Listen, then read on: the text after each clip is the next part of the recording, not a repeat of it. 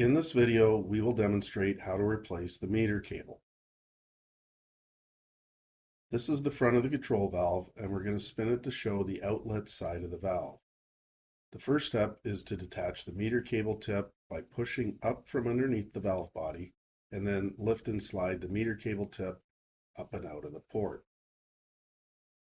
Then, using a crosshead screwdriver, loosen the 4 screws that are in each corner of the power head's backside.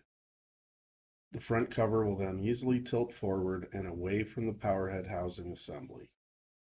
Keep in mind that there's not a lot of slack related to multiple wires that are connected to the front display board. Then carefully wiggle and detach the multi-pin connectors from the display board.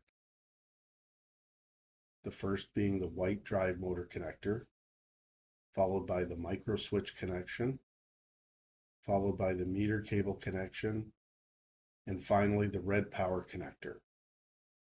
Then set the display cover aside. Using pliers, pinch and push the strain relief that is holding the gray meter cable through the hole in the housing, and then either push or pull one of the ends of the meter cable through that hole and set both the meter cable and the strain relief aside. Now wrap the strain relief around the replacement meter cable and then slide the multi-pin connector through the hole in the housing and then push and twist the strain relief into place. Then slide the meter cable tip back into its port and click it into place.